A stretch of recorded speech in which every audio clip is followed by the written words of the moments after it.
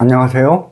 오늘은 스피노자의 도덕과 윤리에 관한 개념에 대해서 알아보겠습니다. 스피노자는 도덕과 윤리를 이렇게 정의합니다. 도덕이란 외부의 강제적 권위에 의해서 만들어진 가치의 체계로서 지키고 복종하면 선이고 복종하지 않으면 악이다, 이렇게 규정을 하는 것이 도덕이라고 말합니다. 반면에 윤리는 선과 악의 문제가 아니라 좋음과 나쁨의 문제라고 말합니다. 개인의 주체적 결단에 의해서 자신이 그 판단대로 행동했을 때가 윤리적인 것이라고 말합니다. 니체는 도덕의 계보학이라는 책에서 이렇게 말합니다.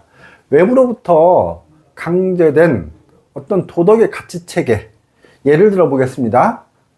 어떤 단체가 하나의 어떤 규정을 만들었다고 가정을 했을 때 니체는 말합니다.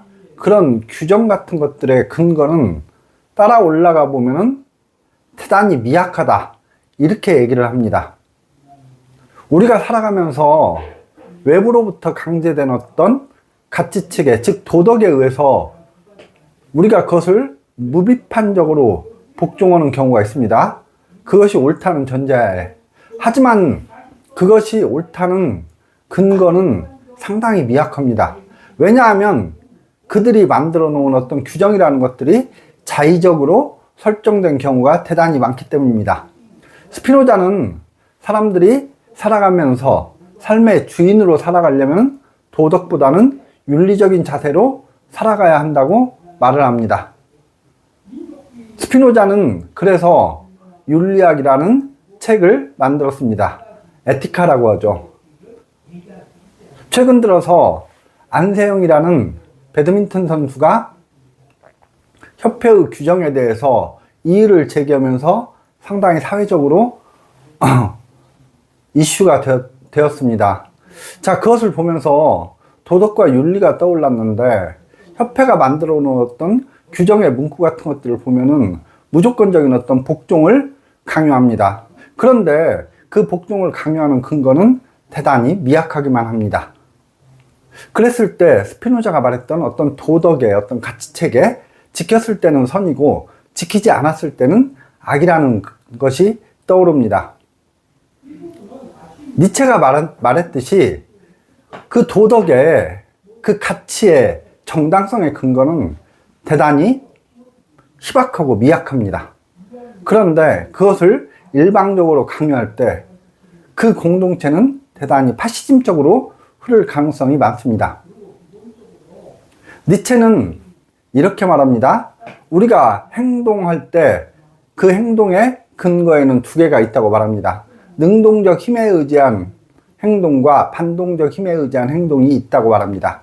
능동적 힘에 의지한 행동은 자기가 좋아서 하는 것이고, 반동적 힘에 의지에 의한 행동은 자기가 좋아하진 않지만 어떤 외부로부터의 어떤 강제된 힘 때문에 어쩔 수 없이 따르는 경우라고 말합니다. 이때 니체는 르상티망이 생긴다고 말합니다.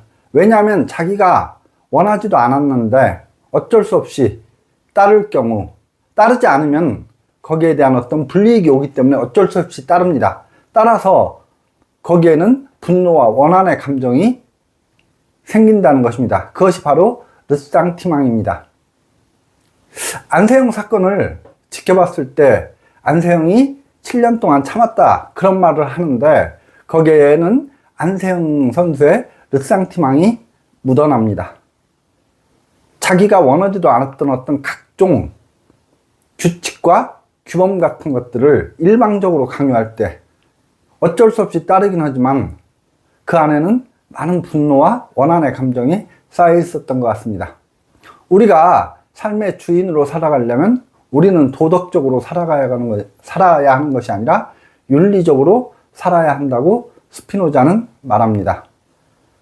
어떤 하나의 사회가 서로 간에 소통을 하고 자유롭고 부드럽게 돌아가려면 그 사회는 강제를 하거나 억압을 하면은 안 됩니다. 모든 주체들이 서로 윤리적인 어떤 자세로 삶을 살아가야만 그 사회는 평등하고 자유롭고 공감대를 형성할 수 있는 사회가 될 것입니다. 오늘 도덕과 윤리에 대해서 알아봤습니다.